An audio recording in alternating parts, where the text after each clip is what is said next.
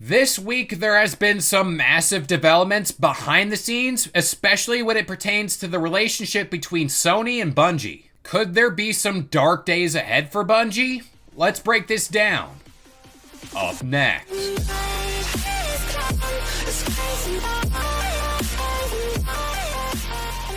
What's up, guys? This is KLO, and I'm here to give you the lowdown on all things gaming. And if you're new here, feel free to subscribe to this channel for weekly video game news content. Drop a like on the video, and welcome to the Weekend XP Share.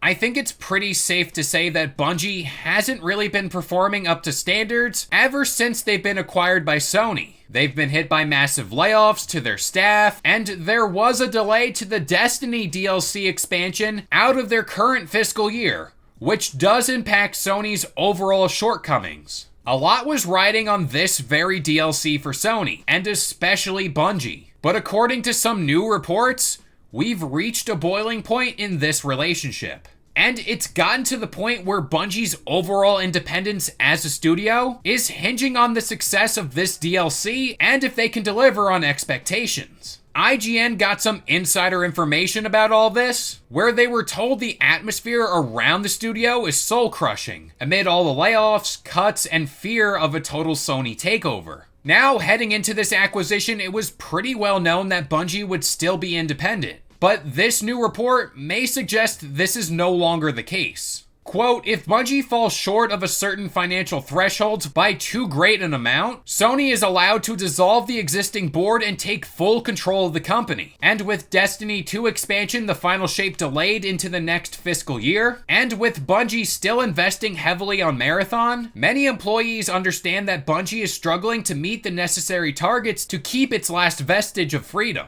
Such a takeover wouldn't necessarily be shocking given its 2022 acquisition, but it would nevertheless be a stunning development for a company that has historically prided itself on its independence. Now, I get it, this all does sound pretty rough, but there are two sides of the story here. First off, you have Bungie, which did technically sell off their studio, still thinking they keep their independence. I mean, hey, it's most likely one of the biggest reasons why they went through with all this, and continue to make games they want for the platforms they want. At the same time, they can give Sony a constant stream of that sweet live service money they so desperately crave. And live service games, for better or for worse, are a big focus for Sony moving forward. Now, Bungie, up until this point, is not having the success they thought they have going into this deal. Sony sees this, and rightfully so, isn't too happy, seeing how the money they've spent on all this isn't even meeting that expectations bar.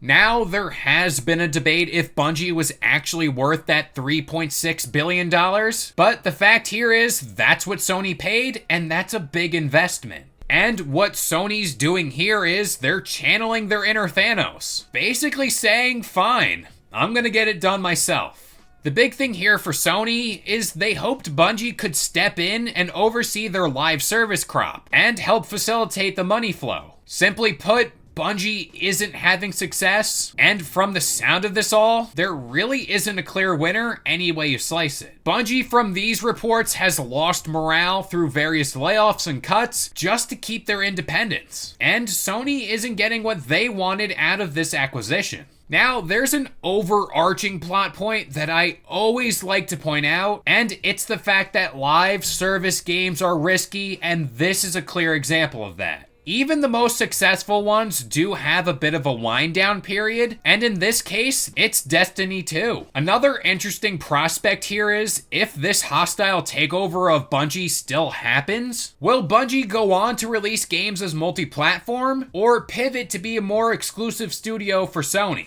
But with all that being said, I'm gonna pass this question off to you guys. Do you see this takeover by Sony happening at Bungie? I don't know. As the days go on, it's seeming more and more likely. But that about does it here. I've been KLO. I gave you the lowdown on all things gaming. And if you're new here, feel free to subscribe to this channel for weekly video game news content. Drop a like on the video, and this has been the Weekend XP Share.